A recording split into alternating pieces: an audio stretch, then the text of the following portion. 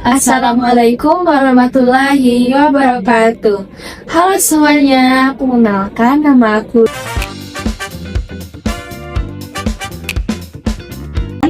Perkenalkan nama saya.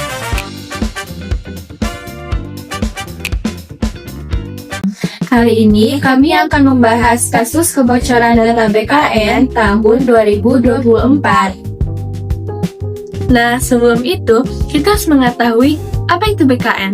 BKN atau singkatan dari Badan Kepegawaian Negara merupakan lembaga pemerintah non-kementerian yang memiliki tugas untuk mengelola kepegawaian negara.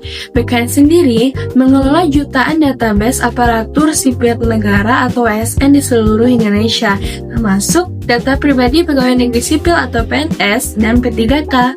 Nah, BKN sendiri memiliki tugas utama yaitu memanajemen kepegawaian ASN meliputi yang pertama, pengelolaan database ASN, yang kedua, pengadaan CPNS, yang ketiga, pengembangan karir ASN, yang keempat, administrasi kepegawaian, dan terakhir yaitu melakukan pengawasan dan pembinaan terhadap ASN. Kronologi kasus kebocoran data BKN tahun 2024 dimulai pada tanggal 9 Agustus pada pukul 22.00 WIB. Pelaku berhasil memperoleh kredensial admin yang berupa username dan password yang ia peroleh dari forum peretasan internet atau Stealer Logs. Ia gunakan data tersebut untuk mengakses situs 1data.asn.bkn.go.id secara ilegal. Kemudian, pada tanggal 10 Agustus 2024, pada pukul 10.16 WIB, pelaku berhasil mengunduh data sekitar 6,3 GB yang berisikan informasi ASN dari berbagai instansi di seluruh perusahaan di Indonesia. Data tersebut mencakup NIP, nama lengkap, tempat tanggal lahir, gelar pendidikan terakhir, kemudian SK CPNS atau PNS, kemudian nomor HP, alamat, dan email. Kemudian masih pada tanggal yang sama, data hasil unduhan sebagian diunggah ke situs Pacebin dan dipromosikan di forum hacker internasional atau Bridge Forum dengan nama akun Topi AX. Pelaku menuliskan bahwa ia mengunggah sekitar 4,7 juta data ASN dan dijual sebesar 10.000 US dollar atau 160 juta rupiah. Kemudian pada tanggal 11 September 2024, Polres Polri berhasil menangkap pelaku berinisial BAG di Banyuwangi, Jawa Timur, di mana pelaku mengucapkan bahwa ia menggunakan laptop pribadi untuk mengakses situs tersebut dengan menggunakan kredensial admin yang bocor dari Stealer Logs. Kemudian, apa dampak yang terjadi dari kebocoran data tersebut? Yang pertama, dampak privasi ASN. Dengan bocornya data pribadi lengkap hampir 5 juta ASN, terjadi pelanggaran privasi massal terhadap pegawai pemerintah. Kemudian, exposure identitas lengkap yang dapat disalahgunakan serta kehilangan kontrol terhadap data pribadi. Yang kedua, risiko kejahatan cyber atau penipuan. Nah, dari data yang dibocorkan tersebut dapat membuka peluang untuk penipuan finansial atau kejahatan finansial yang mengatasnamakan ASN, kemudian pencurian data lengkap untuk membuat dokumen palsu. Yang ketiga yaitu ancaman keamanan nasional.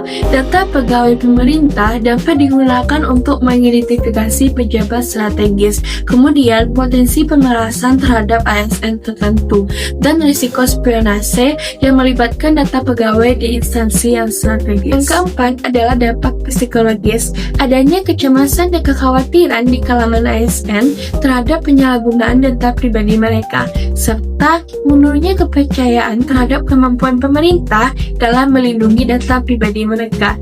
Yang kelima adalah dampak ekonomi. Data tersebut dijual seharga 10.000 US dollar atau senilai 160 juta rupiah yang menunjukkan adanya nilai ekonomi ilegal, serta para ASN pun kemungkinan menjadi target penipuan yang dapat merugikan mereka secara finansial.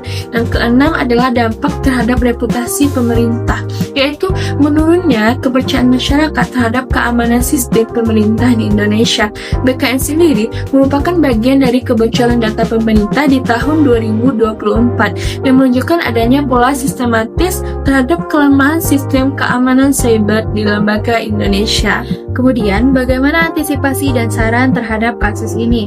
Yang pertama, yaitu memperkuat sistem keamanan, yaitu melakukan penetration testing dan audit keamanan secara berkala terhadap sistem SAPK, forum ASN, dan server PKN. Lalu, mengimplementasikan enkripsi secara menyeluruh pada data ASN, baik pada saat penyimpanan maupun transmisi. Lalu, menggunakan multifactor authentication untuk setiap akun admin dan pengguna sistem internal. Yang kedua yaitu meningkatkan kompetensi SDM, yaitu melatih pegawai BKN terkait keamanan siber, lalu membentuk kompetensi security incident response team internal yang dimana akan siap untuk menangani insiden serupa. Yang ketiga, integrasi regulasi dan tata kelola, yaitu menerapkan penuh Undang-Undang Nomor 27 Tahun 2022 tentang perlindungan data pribadi. Lalu menerapkan Data Protection Officer di setiap lembaga publik. Lalu membuat laporan SOP kebocoran data yang cepat dan transparan kepada publik. Yang keempat, perbaikan infrastruktur teknologi. Pindahkan sistem ke cloud dengan sertifikasi ISO 27001 untuk menjamin keamanan data.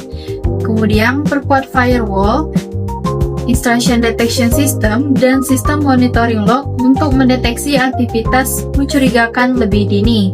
Yang kelima, koordinasi antar instansi. PKN perlu berkoordinasi dengan BSSN, Kominfo, dan Polisi Cybercrime Unit untuk melakukan forensik digital dan menindak pelaku. Kemudian membuka jalur komunikasi dengan publik agar masyarakat perlu langkah-langkah yang dilakukan selanjutnya. Sekian video dari kami. Wassalamualaikum warahmatullahi wabarakatuh. Dadah.